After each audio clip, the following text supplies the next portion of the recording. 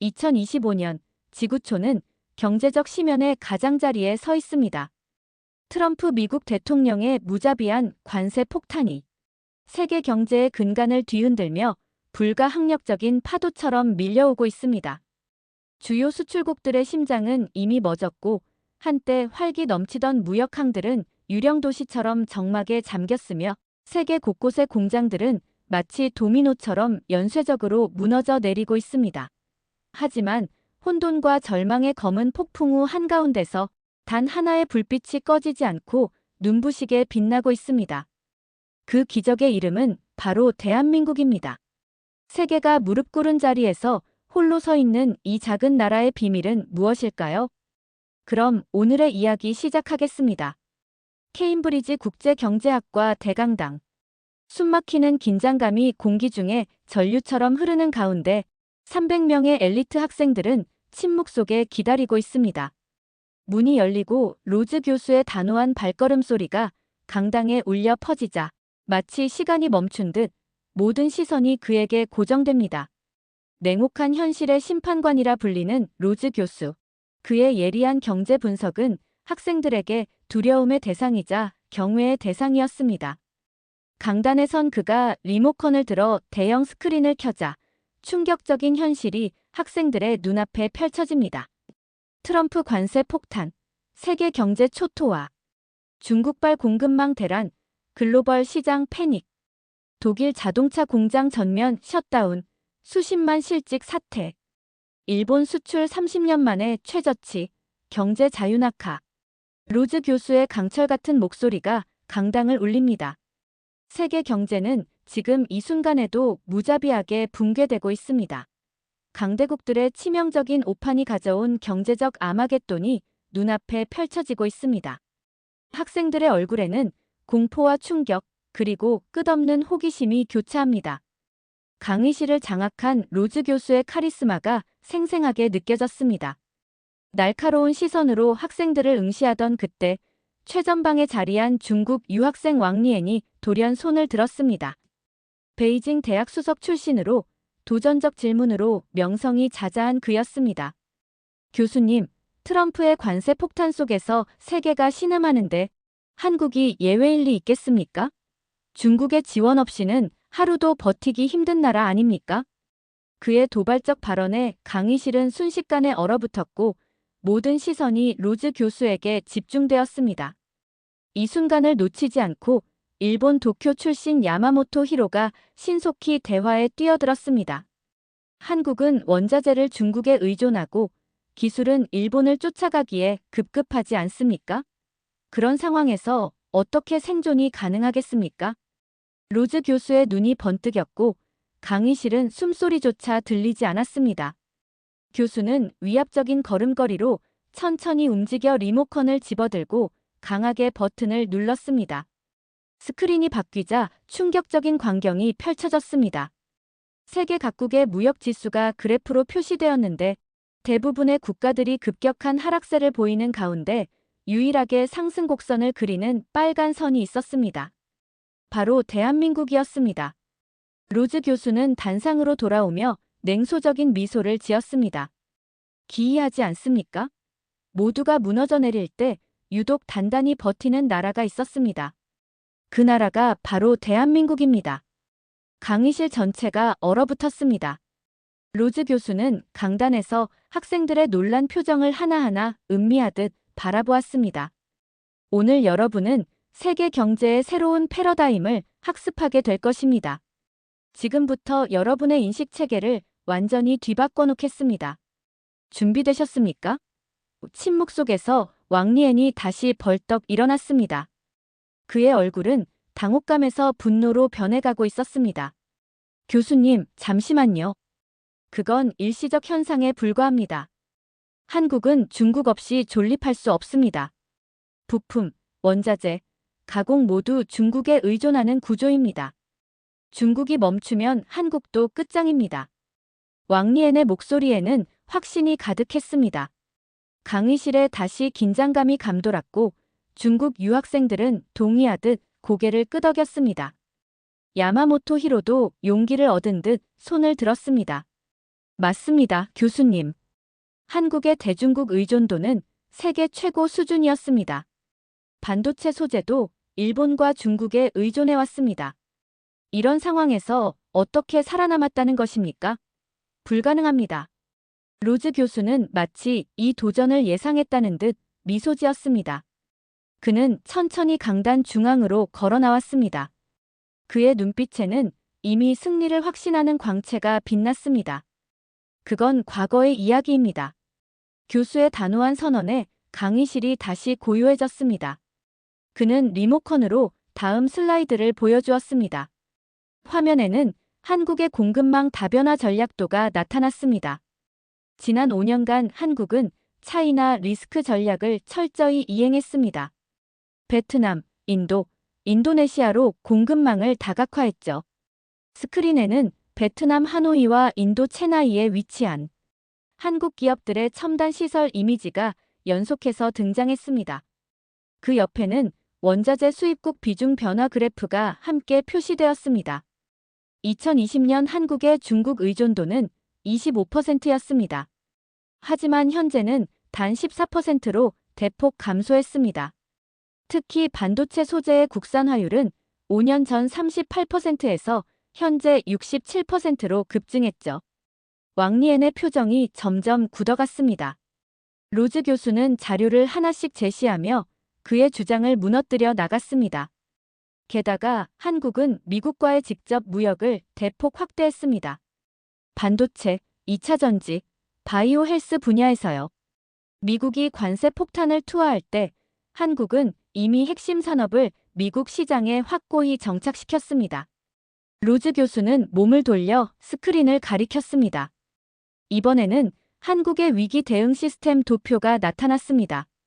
한국은 5년 전부터 차이나 리스크를 예측하고 생존 구조를 구축한 유일한 국가입니다. 단순한 우연이 아닙니다. 철저한 계획이었죠. 왕리에는 더 이상 반박할 논리를 찾지 못했습니다. 이때 뒷좌석에서 미국 학생 데이비드 존스가 손을 들었습니다. 교수님, 어떻게 한국은 그런 위험을 사전에 예측할 수 있었던 겁니까? 로즈 교수의 입가에 승리의 미소가 번졌습니다. 훌륭한 질문입니다. 한국은 역사적으로 항상 강대국 사이에서 생존해야 했습니다. 그래서 위기 감지 능력이 다른 나라보다 탁월하죠. 한국무역협회와 코트라는 5년 전부터 차이나 리스크 시나리오를 수립했고 정부와 기업이 공동으로 대응책을 마련했습니다. 교수는 다음 슬라이드로 넘어갔습니다. 스크린에는 세계 각국 정부의 위기 대응 속도를 비교한 그래프가 표시되었습니다. 한국이 압도적인 1위였습니다. 다른 나라들이 무역 위기에 대해 논의하고 있을 때 한국은 이미 행동에 착수했습니다. 이것이 바로 대한민국의 차별화 포인트입니다. 왕리에는 더 이상 아무런 발언도 하지 못한 채 자리에 앉았습니다. 강의실에는 다시 경외감이 가득한 정적이 흘렀습니다. 왕리엔이 침묵하자 야마모토 히로가 다시 기립했습니다. 그의 얼굴에는 여전히 자신감이 넘쳐 보였습니다. 교수님, 한국이 무역에서 선방했다 해도 일본은 해양 강국입니다. 우리도 강합니다. 물류와 해운에서는 일본이 아시아를 주도해왔죠. 야마모토의 말에 일본인 유학생들이 동의하듯 고개를 끄덕였습니다. 그는 자신감 넘치게 말을 이어갔습니다. 한국의 부산항 하나가 우리의 전통적인 해양 네트워크를 능가할 수 있을까요? 일본은 수백 년간 해양 강국이었습니다. 이는 단순한 그래프로 변경될 수 있는 역사가 아닙니다. 로즈 교수는 히로의 말을 끝까지 경청한 후 천천히 리모컨을 들었습니다. 그의 표정에는 승리를 예감한 미소가 스쳐 지나갔습니다. 바다를 보유한 것이 중요한 게 아닙니다. 스크린이 전환되었습니다. 이번에는 한국의 부산 모습이 화면을 가득 채웠습니다. 완전 자동화된 크레인들이 컨테이너를 정확하게 이동시키는 모습이 눈앞에 펼쳐졌습니다. 스크린은 다시 바뀌어 부산항의 자동화 시스템과 세계 주요 항만의 자동화율을 비교하는 그래프가 등장했습니다. 한국은 물동량의 75%를 부산항에 집중시키는 전략을 채택했습니다. 그 결과는 무엇이 달라졌을까요? 교수는 다음 슬라이드를 보여주었습니다. 세계 항만별 자동화율과 24시간 운영 효율성 비교 차트였습니다. 부산항의 자동화율은 83%였고 컨테이너 처리 속도는 일본의 요코하마보다 37% 빠릅니다. 팬데믹 시기 요코하마와 상하이의 물동량은 각각 32%, 41% 감소했습니다. 하지만 부산항은 단 7%의 감소에 그쳤습니다. 히로의 표정이 경직되었습니다. 그는 안경을 고쳤으며 불안한 기색을 감추려 했습니다. 바다를 소유하는 것만으로는 아무것도 변하지 않습니다. 그 바다를 어떤 시스템으로 운영하느냐가 핵심입니다. 한국은 위기 상황에서도 중단되지 않는 해운 네트워크를 구축했습니다. 로즈 교수는 스크린을 향해 손짓하며 다음 자료를 제시했습니다. 한국 해운업의 디지털 혁신 사례와 글로벌 해운 데이터 플랫폼 구축 현황이 화면에 등장했습니다. 한국은 단순히 물자를 운반하는 것에 그치지 않고 전체 해운 생태계를 디지털화했습니다. 화물 추적, 선박 관리, 항만 운영을 하나로 통합한 시스템을 개발했습니다. 그래서 세계적인 물류 위기가 발생했을 때도 가장 신속하게 대응할 수 있었습니다. 캐나다 학생 제니퍼 스튜어트가 경이로움을 감추지 못하고 외쳤습니다. 와, 정말 놀랍네요. 한국은 어떻게 이런 시스템을 개발할 수 있었을까요? 로즈 교수는 그녀의 질문에 답하기 전에 마지막 슬라이드를 표시했습니다. 한국의 해운, 조선, 금융, 무역이 하나로 융합된 거대 생태계의 구조도였습니다. 한국은 단순히 항만을 보유한 국가가 아닙니다. 항만을 혁신적으로 설계한 나라입니다. 항만, 해운, 조선, 금융이 모두 단일 시스템으로 통합된 유일한 국가입니다. 강의실 전체가 경탄에 빠졌습니다. 긴장감 넘치는 강의실 속에서 미국 학생 데이비드 존스가 조심스럽게 손을 들었습니다. 교수님, 질문이 있습니다. 한국의 이러한 대응이 정말 전략적 선택이었을까요? 혹시 한국은 단지 내수 시장이 협소하여 불가피하게 수출에 의존한 것은 아닐까요? 필요에 의한 결과일 뿐 특별한 전략은 아닐 수도 있지 않을까요? 존스의 예리한 질문에 강의실이 다시 술렁이기 시작했습니다. 학생들은 이제 로즈 교수의 응답을 호기심 가득한 눈으로 주시했습니다. 로즈 교수는 잠시 침묵했습니다. 맞습니다. 한국은 선택한 것이 아니라 생존을 위해 바다로 나아간 나라입니다. 로즈 교수의 예상치 못한 솔직한 인정에 강의실은 더욱 정적에 빠졌습니다. 존스의 얼굴에는 순간적으로 승리감이 스쳤습니다. 그러나 로즈 교수는 곧바로 말을 이어갔습니다. 그의 목소리에는 한층 더 강력한 확신이 실려 있었습니다. 하지만 그 절박함을 전략으로 승화시킨 나라, 그것이 바로 대한민국입니다. 스크린에는 한국의 경제 발전 단계와 각 위기 상황별 대응 전략이 타임라인으로 나타났습니다. 1997년 IMF 외환 위기 때 한국은 국가적 위기에 직면했습니다. 그러나 그들은 이 위기를 디지털 인프라 구축의 기회로 전환했습니다. 세계 최고 수준의 초고속 인터넷 네트워크를 전국에 구축했죠. 로즈 교수는 다음 슬라이드로 넘어갔습니다. 2008년 글로벌 금융 위기 당시 한국은 무역 금융 지원을 확대하고 해외 시장 다변화에 착수했습니다. 그 결과 위기 이후 3년 만에 수출이 2배로 증가했습니다. 존스는 주에 깊게 경청하고 있었습니다. 그의 표정이 점점 진지해졌습니다. 2019년 일본의 수출 규제에 직면했을 때는 반도체 소재의 국산화를 가속화했습니다. 불과 2년 만에 핵심 소재의 국산화율을 70%까지 향상시켰습니다. 로즈 교수는 잠시 말을 멈추고 강의실 전체를 둘러보았습니다. 여러분, 운명이 전략이 되려면 선택과 집중이 필요합니다. 한국은 자신의 약점을 정확히 인식하고 그것을 극복하기 위해 국가적 역량을 집중시켰습니다. 이것이 바로 위기를 기회로 변모시키는 한국의 국가 DNA입니다. 그의 언급에 강의실 전체가 집중하고 있었습니다. 존스도 고개를 끄덕이며 로즈 교수의 설명에 수긍한 듯 했습니다. 한국은 숙명적 상황 속에서 전략적 선택을 단행했습니다. 그리고 그 선택이 오늘날 세계 경제의 흐름을 재편하고 있는 것입니다. 로즈 교수의 철학적인 마무리가 강의실에 깊은 울림을 남겼습니다. 교수님이 강단 앞으로 한 걸음 더 다가서며 학생들의 시선을 사로잡았습니다. 독일의 자동차 공장들은 연이어 가동을 중단했습니다.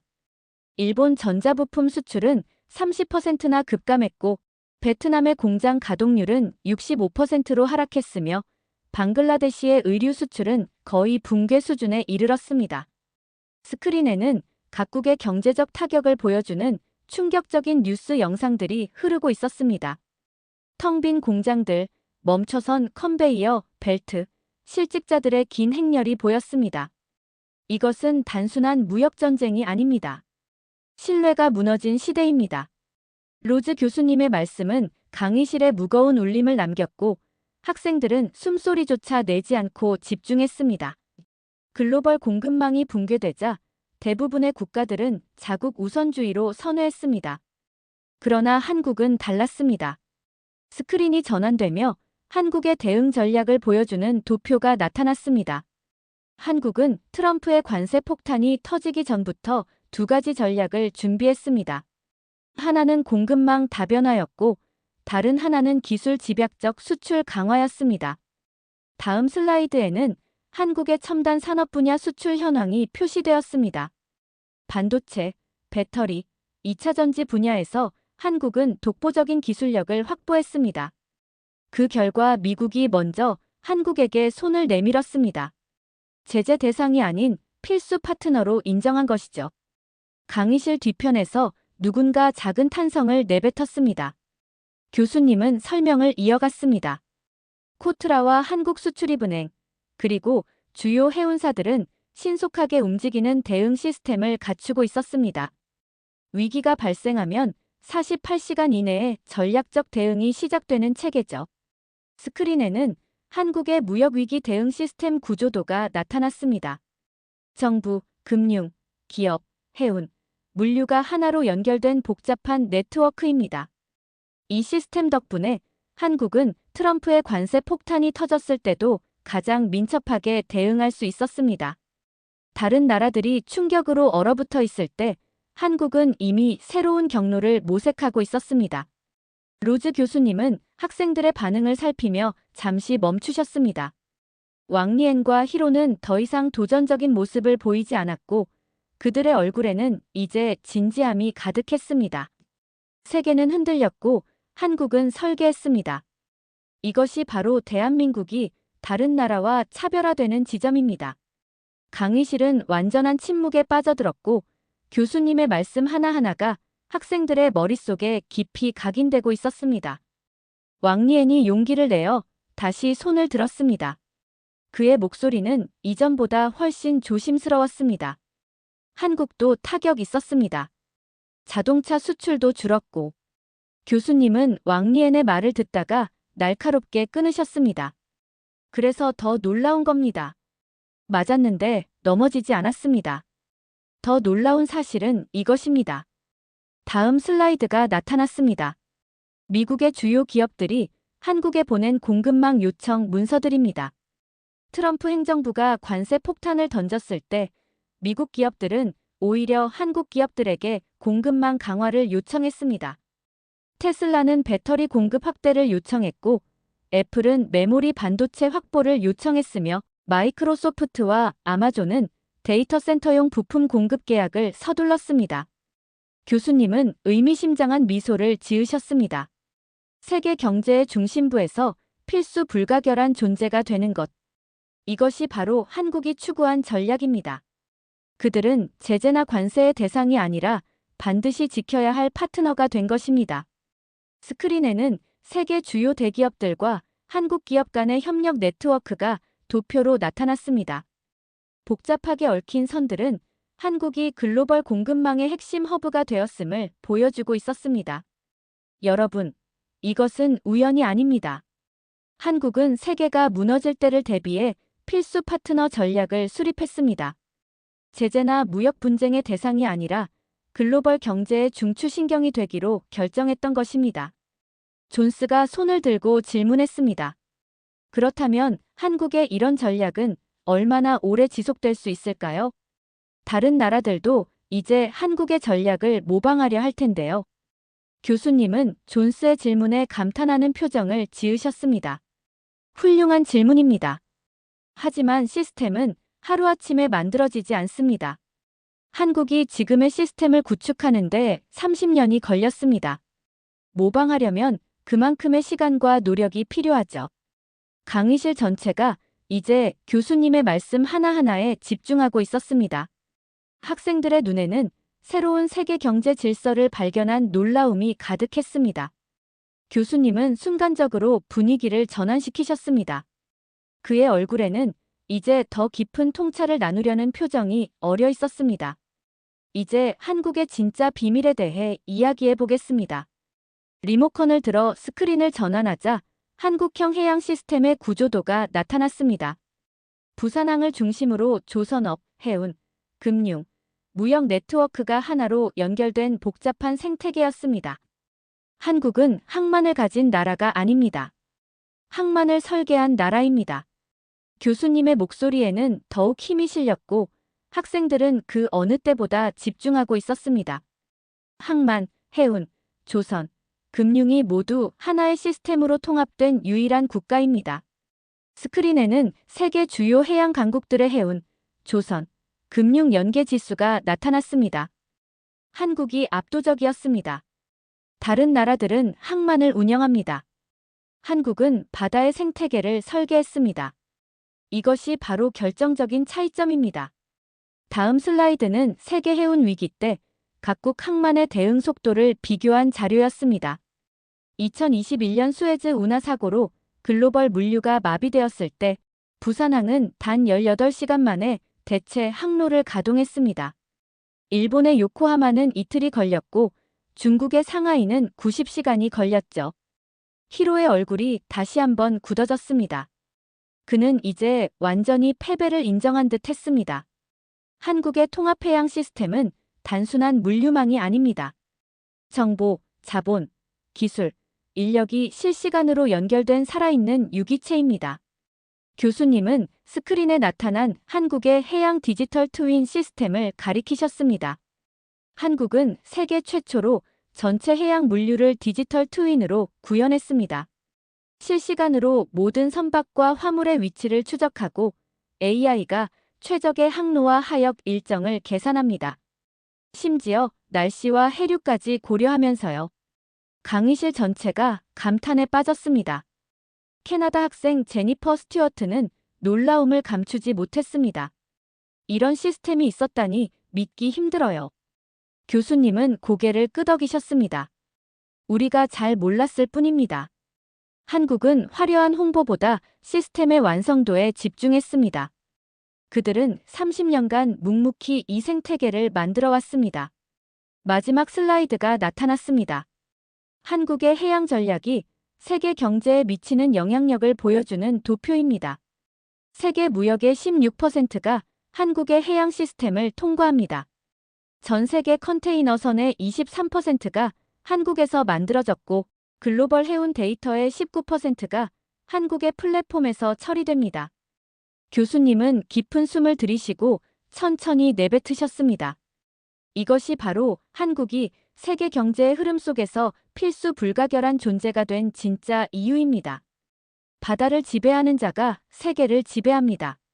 그리고 한국은 조용히, 그러나 확실하게 바다를 장악해왔습니다. 강의실은 이제 경외감으로 가득 찼습니다.